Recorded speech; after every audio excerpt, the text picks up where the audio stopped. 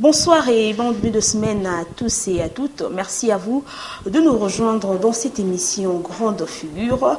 Comme vous le savez, nous sommes là tout le mardi à partir de 18h30 et les samedis à 17h30 pour cette grande émission Grande Figure. Et spécialement, aujourd'hui, Grande Figure reçoit le pasteur Claude Kabala de l'église Cité de Refuge. Avec lui, nous allons parler d'un sujet très important parce que vous êtes sans ignorer de tout ce qui se passe dans le pays, vous êtes sans ignorer de moments difficiles que la RDC a traversé, vous êtes sans ignorer que à deux fois les gens sont butés à certains problèmes de la vie, particulièrement les Congolais, à pas mal de difficultés, et nous nous posons tant de questions.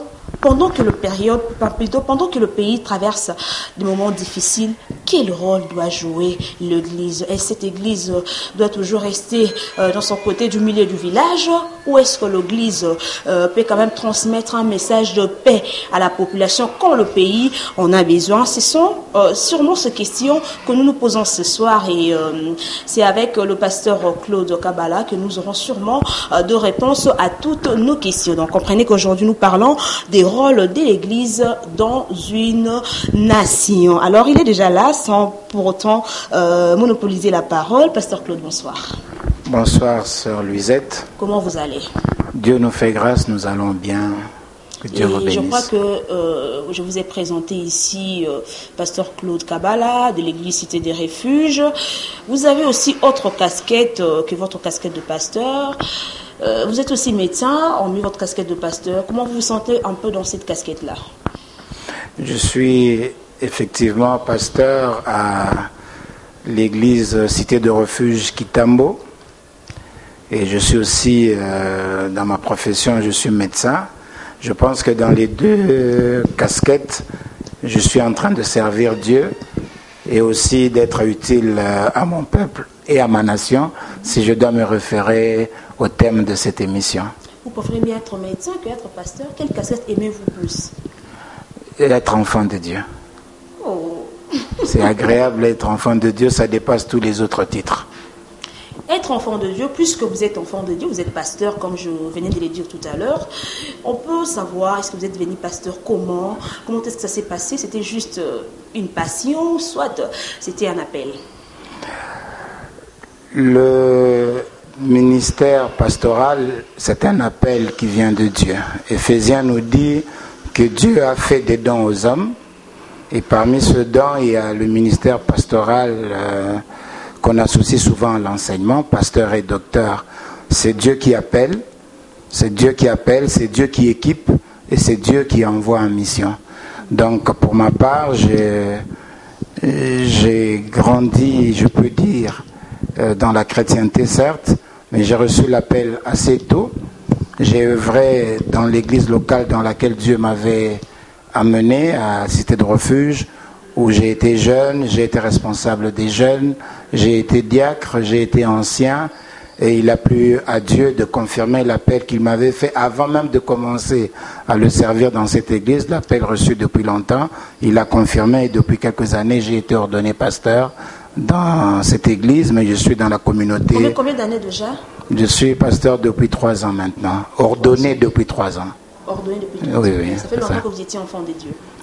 Oui, Dieu, je me suis converti maintenant il y a une vingtaine d'années. Alors, c'est une question qu'on se pose ce soir. On se pose tant de questions par rapport à tout, au moment où la nation congolaise a traversé tout ce temps.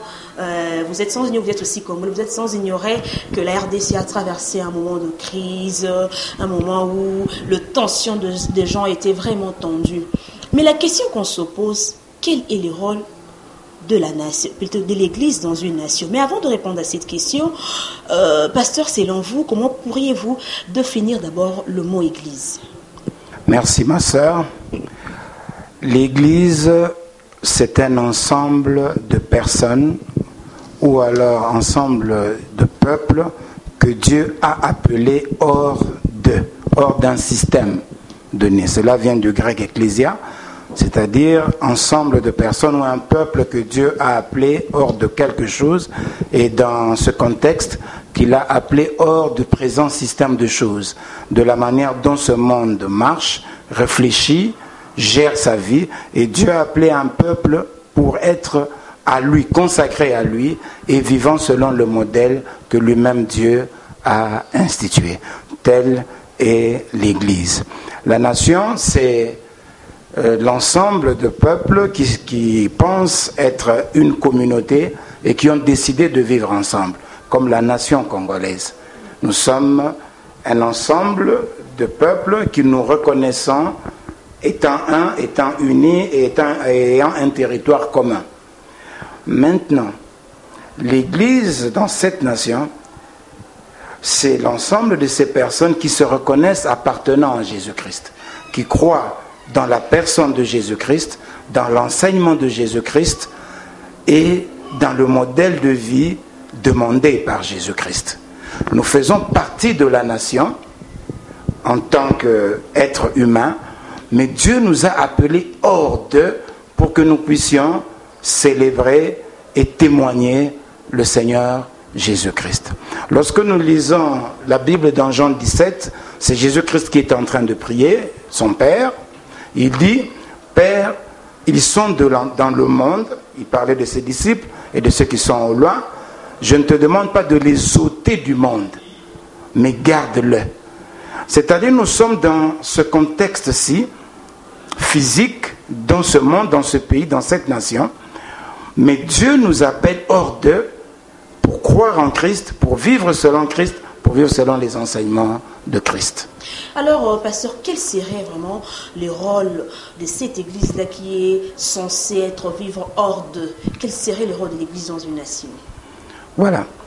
Je crois que le Seigneur avait déjà répondu à cette question dans Matthieu 5, où il dit à ses disciples, c'est-à-dire à l'église, vous êtes le sel de la terre, vous êtes la lumière du monde. C'est-à-dire que le monde peut manquer de saveur. Et le rôle du sel, c'est donner de la saveur au monde. Et d'où vient la saveur? La saveur vient de Jésus-Christ. Le monde se trouve dans les ténèbres. Parce que depuis Adam et Ève, lorsqu'ils ont désobéi à l'enseignement, aux recommandations de Dieu, le monde est plongé dans les ténèbres, était plongé dans les ténèbres. Et lorsque Jésus-Christ est venu, lui qui est la lumière du monde, il a révélé le Père. Le rôle de l'Église, le rôle du chrétien, c'est d'apporter le message de Jésus-Christ pour éclairer le monde. Quelque part, Jésus-Christ dit ceci, « Allez, faites de toutes les nations les disciples, les baptisant au nom du Père, du Fils et du Saint-Esprit, et enseignez-leur à observer tout ce que je vous ai prescrit.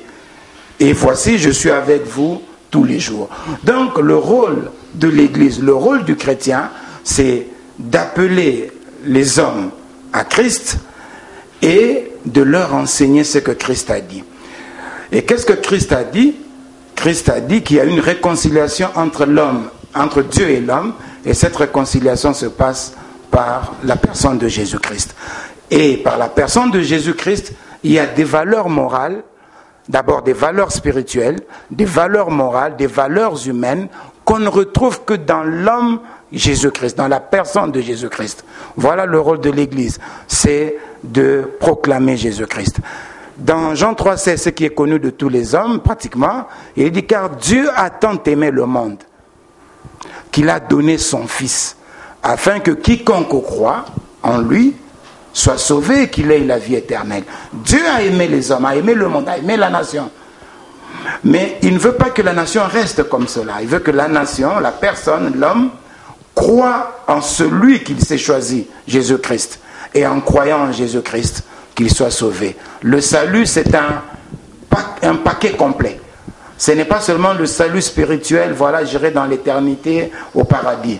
Il y a la santé, il y a la prospérité, il y a la richesse, il y a tout ça. Le salut en Jésus-Christ est un paquet complet.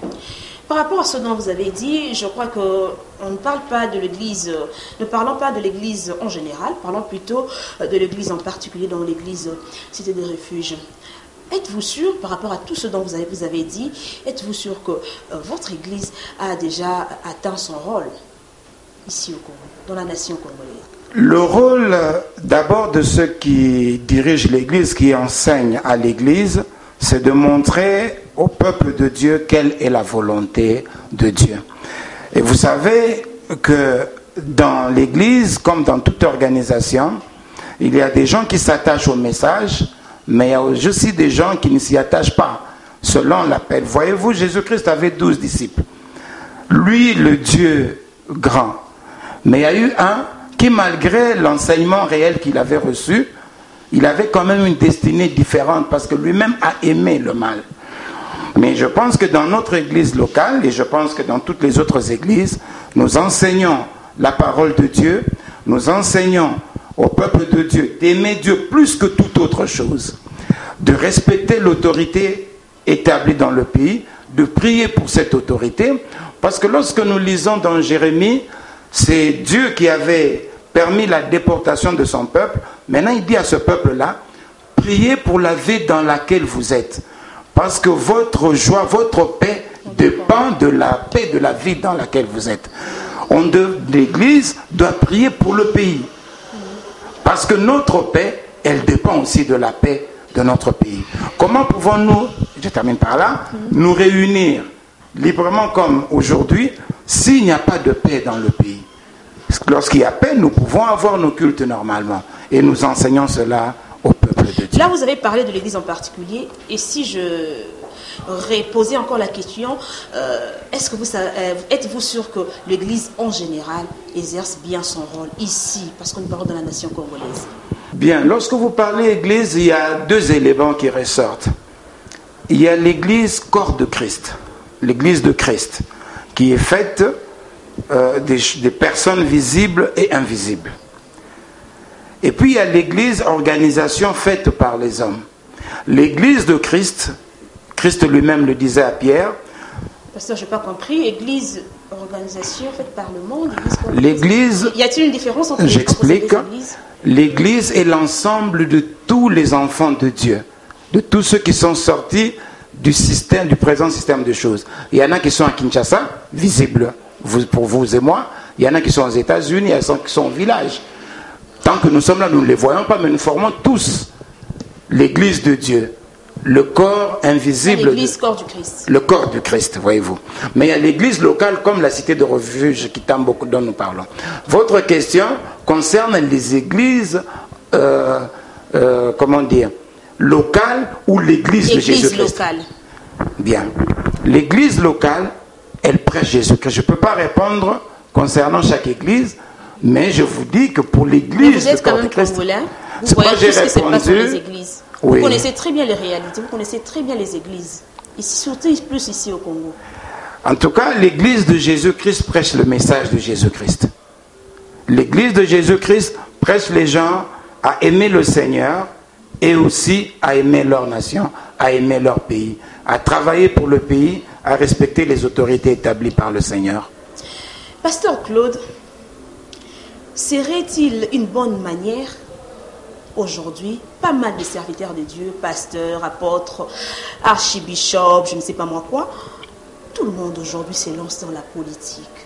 Est-ce que cela n'est pas une façon de mépriser la parole de Dieu?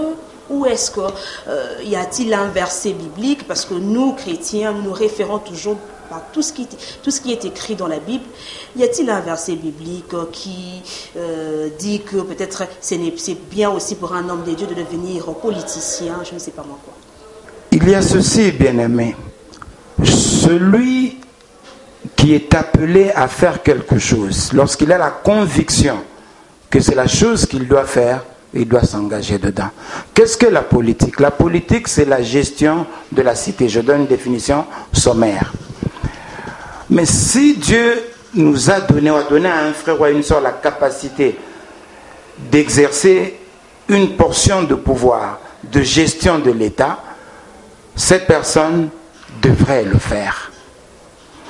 Mais si l'appel n'est pas de Dieu, si les capacités ne sont pas de Dieu, la personne doit chercher quel est son appel. Pourquoi il y a des échecs? Pourquoi il y a des souffrances? Parce qu'une personne qui est appelée à être médecin se retrouve juriste. Elle fait un travail qui ne correspond pas au talent que Dieu lui a donné. Qu'est-ce que nous prêchons à la jeunesse notamment? Que chacun découvre quel est l'appel de Dieu pour lui. Quelles sont les capacités que Dieu lui a données. Nous le disons aussi aux parents. Vous pouvez avoir des enfants. Moi, par exemple, vous avez dit que dans ma profession, je suis médecin. Naturellement, je peux vouloir que mes enfants, ou en tout cas l'un d'eux, devienne médecin. Mais peut-être que ce n'est pas les capacités que Dieu lui a données. Il appartient aux parents de découvrir et d'aider l'enfant à découvrir quel est le talent qu'il a. Dans quelle chose, dans quel travail il peut s'épanouir sans que cela ne soit une souffrance pour lui. J'ai eu un ami, on a étudié ensemble, on a même fini la médecine ensemble, mais quand il s'est agi de travailler, bon, lui, il voulait être tailleur. Et il cousait très bien. Il a fait la médecine. Il a fait la médecine et pendant qu'il faisait la médecine, il était c'est lui qui nous cousait les costumes et tout ça. Il était très talentueux pour la couture. Et quand il faisait la médecine, c'est comme s'il forçait. Mais la couture, c'était naturel, ça coulait. Voyez-vous? Il faut que chacun découvre quel est le talent qu'il a et qu'il travaille pour permettre à ce talent de s'épanouir. Donc si quelqu'un se sent appelé à cela, il y a les normes chrétiennes pour être un bon politicien, pour gérer la cité, pour gérer le pays. Mais si quelqu'un le fait, se disant non, c'est mon business, c'est pour que je trouve de quoi nourrir ma famille, il y a une petite difficulté là-dedans. Est-ce qu'il y a un verset biblique qui appuie cela? Qui appuie quoi exactement? Qui appuie qu'un homme de Dieu peut aussi devenir un politicien. Parce que nous tous, nous le sachions bien que la politique, c'est un terrain glissant. Moi, je le dis même un mauvais terrain. Bien, il n'y a pas non plus un verset biblique qui dit les gens doivent être médecins. Ou doivent être journalistes. C'est un travail, chacun découvre le talent qu'il a. Il n'y a pas un verset qui dit telle personne doit être cuisinier. Chacun. Et que nous refusons tous de faire la politique. Qui va gérer le pays? Donc il y a des gens que Dieu a appelés à cela. Et nous avons dans les Écritures des serviteurs de Dieu qui ont géré leur nation.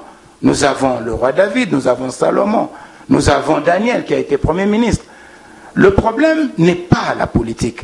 Le problème c'est à quoi Dieu a appelé X, à quoi Dieu a appelé Y. Lorsque chacun se retrouve dans sa destinée, dans ce que Dieu lui a donné, il le fait aisément et il le fait bien. Et lorsqu'il est chrétien, il le fait selon les normes de Dieu. Il ne craint pas ne craint pas seulement les personnes qui l'ont élu, mais il craint d'abord Dieu qui l'a choisi. Voilà, on a eu peur parce qu'on pensait que c'était une sorte de compromission, ou encore moins, c'était déjà le signe de temps de la fin. Mais avec cette réponse, je crois que nous avons quand même eu la réponse par rapport à cette question. Mais, Pasteur Claude Okabala, est-ce qu'avez-vous aussi comme ambition un jour de devenir politicien? Non, pas du tout. Je crois que je me perdrais. Je n'ai aucun talent pour exercer la politique. Vous n'avez pas, mais ça s'apprend alors? Je n'ai pas le talent et je dis déjà. C'est-à-dire je ne me sens pas doté des capacités de faire la politique active telle qu'on l'a fait. Là. Je n'ai pas ce talent-là. Dieu ne m'a pas appelé à ça. Dieu m'a appelé à être son enfant. Je vous avais dit que même les titres viennent après, à être son enfant. Et je pense que dans la profession médicale dans laquelle je suis, cela me permet de montrer que Dieu est grand, que Dieu peut susciter des gens qui peuvent soigner les autres, mais avec la grâce de Dieu sur eux. J'ai aimé au début, vous avez dit que parmi les rôles que vous avez évoqués, vous avez bien dit le rôle de l'Église, c'est aussi par rapport au verset biblique, et Jésus lui-même avait dit qu'allez faire de toutes les nations mes disciples. Pensez-vous aujourd'hui que la nation congolaise, l'Église a déjà fait de la nation congolaise les disciples de Jésus, et que si aujourd'hui Christ revenait tout à l'heure là, nous pourrions dire que la nation congolaise sera enlevée, héritera l'enlèvement? Oui, je pense que beaucoup de Congolais seront enlevés. Je pense. Si on parle en termes de pourcentage? Non, je ne peux pas te parler en termes de pourcentage parce que je ne peux pas me permettre de prendre la place de Dieu ou la place du Saint-Esprit. Mais ce qui est vrai, c'est qu'avec la grâce de Dieu, ayant parcouru quand même un certain nombre de pays, je pense qu'au Congo ici, et notamment à Kinshasa, il y a beaucoup de vrais enfants de Dieu.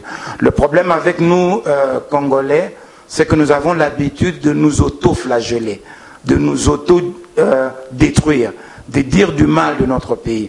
Je pense réellement que même s'il y a des gens qui sont dans le faux, mais il y a beaucoup de gens qui sont dans le vrai aussi. La Bible dit que là où le mal abonde, la grâce fait quoi? La grâce surabonde. Je pense que dans ce pays, il y a des enfants de Dieu. Je pense que Dieu a un regard particulier sur le Congo. Vous avez introduit l'émission en disant que nous sommes sans ignorer ce qui se passe dans notre pays.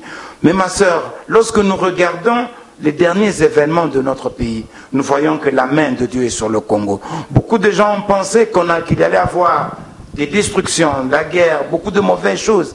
Mais nous voyons que Dieu... Mais il y a quelques prophètes aussi qui avaient prophétisé pour dire que le sang coulera. Mais malheureusement, on n'a pas vu de sang couler ici au Congo. Et la Bible dit... C'est encore de mauvaises prophéties. Et la Bible nous dit qu'on reconnaîtra que quelqu'un est vrai prophète lorsqu'il leur a donné une prophétie et que cette prophétie-là s'accomplisse exactement comme elle a été déclarée. Donc, ce sont de faux prophètes. Alors. En tout cas, lorsque nous nous basons sur l'accomplissement, nous voyons que ce qu'ils avaient déclaré n'est pas ce qui a été fait. Nous mettons de côté leur prophétie. La Bible le dit, examinez toutes choses, retenez ce qui est bon. Il y a aussi un pasteur qui avait dit que Dieu l'a dit, va postuler parce que tu seras le président de la République démocratique du Congo. En tout cas, nous nous rendons compte qu'il n'est pas le président de la République démocratique du Congo, donc cette prophétie, elle est aussi à écarter. Voilà, nous sommes vraiment arrivés à la fin de cette émission. Pasteur Claude, c'est la toute première fois que vous participez à cette émission. Quelles sont peut-être vos impressions?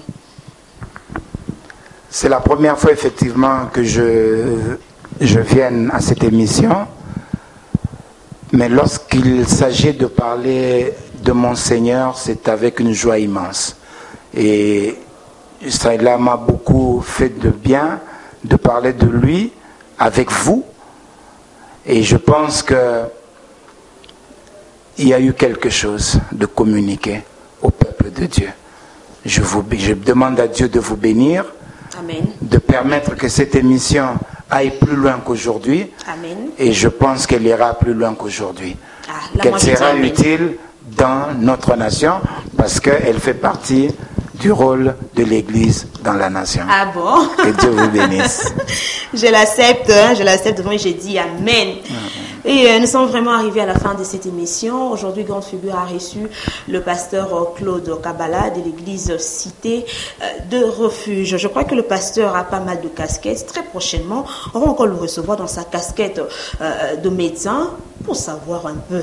Parce qu'il y a certaines maladies que le médecin lui-même déclare incurables. Mais lui, il est aussi pasteur. Il fait quoi face à toutes ces choses-là? Est-ce que lui aussi, il est parmi ces médecins qui disent que va à la maison, ta maladie est incurable, ou bien il présente Jésus à ses patients? On va en parler après quelques jours, quelques semaines, toujours dans cette émission Grande Figure. Alors, on se fixe rendez-vous très prochainement pour un nouveau numéro de Grande Figure. D'ici là, portez-vous bien et bonne suite au programme sur nos antennes.